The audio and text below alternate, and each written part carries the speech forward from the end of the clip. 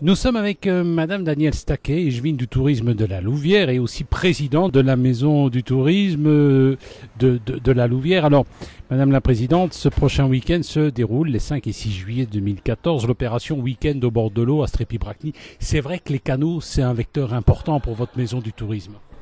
C'est un des vecteurs les plus importants puisque c'est quand même reconnu patrimoine mondial de l'UNESCO, donc c'est réellement un bijou pour notre région et que nous devons mettre en valeur. C'était l'occasion, à travers ce week-end, de le faire avec tous les partenaires, centres culturels et tous les acteurs locaux, les associatifs, et aussi la ville de la Louvière et la province du Hainaut. Alors rassurez-nous, les ascenseurs, ils fonctionnent. Les ascenseurs fonctionnent. C'est vrai qu'on a fait beaucoup d'informations concernant les 3 ascenseurs historiques qui, eux, pour le moment, sont à l'arrêt. Mais il y a toujours la possibilité de faire des croisières entre l'ascenseur 3 et l'ascenseur 4. Et on a recentré nos activités par rapport à cette possibilité en attendant que le reste se remette en route. Donc, il faut venir nombreux parce que c'est extraordinaire de faire une balade dans ce site merveilleux. Alors cela dit, votre maison du tourisme, c'est de nombreuses activités, hein. C'est quand même du lourd le tourisme dans la région de la Louvière. C'est du lourd parce qu'on a 2 patrimoines classés, donc on a les sites miniers de Bois-du-Luc et on a le canal historique. Et puis tout ce que aux alentours on veut mettre aussi en évidence, comme notre réserve naturelle et les étangs de Strépy. Donc on a énormément de choses à mettre en valeur, tant au niveau touristique qu'au niveau culturel. Et j'ai la chance d'avoir les 2 casquettes au niveau de la ville, c'est d'être échevine de la culture, échevine du tourisme, et de mettre tout ça ensemble pour faire découvrir tout ce qui est intéressant à voir sur l'entité de la Louvière. Ça me paraît normal qu'un échevin, dans quelque ville que ce soit, ou un bourgmestre, celui qui a les attributions de la culture, prenne le tourisme en charge. Je crois que les 2 sont indissociables. Pour moi, oui. Et c'est même associé le plus possible à l'économie, puisqu'on est certain que la culture et le tourisme seront des vecteurs économiques et sont des vecteurs économiques déjà maintenant pour nos artisans, l'ORECA et un peu toute notre région ici, dans la région du centre.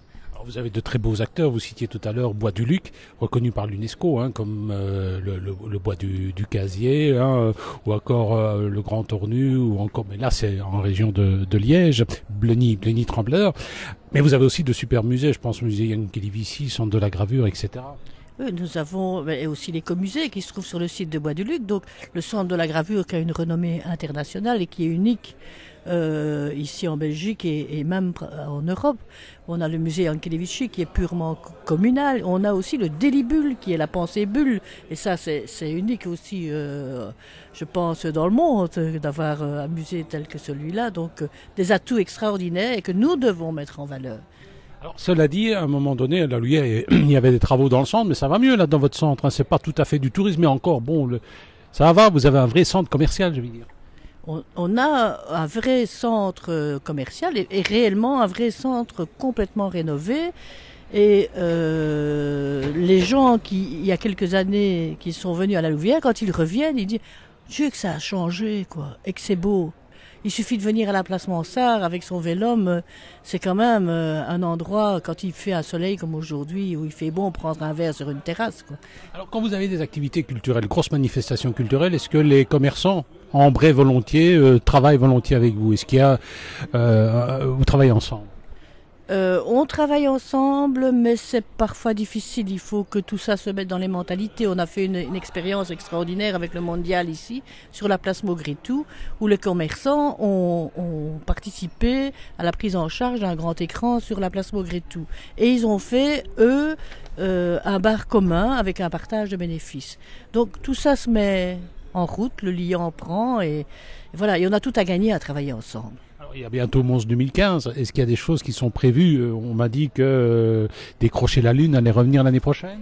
Décrocher la Lune revient en 2015 et c'est l'activité phare pour la Louvière dans Mons 2015. Mais il n'y a pas que celle-là, il y a aussi les activités qui seront dans nos musées.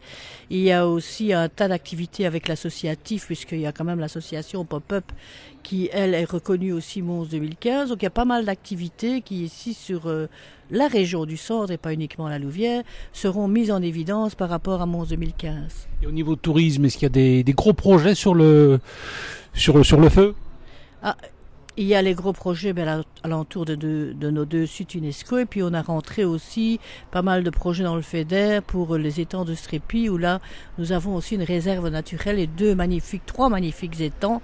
Et là on va mettre le quartier aussi en évidence et aussi en relais avec les autres sites par rapport aux moyens de transport doux, les vélos, les marcheurs, enfin tout un tas de projets qui vont mettre notre région en évidence. Bon travail, Madame Lévin. Merci.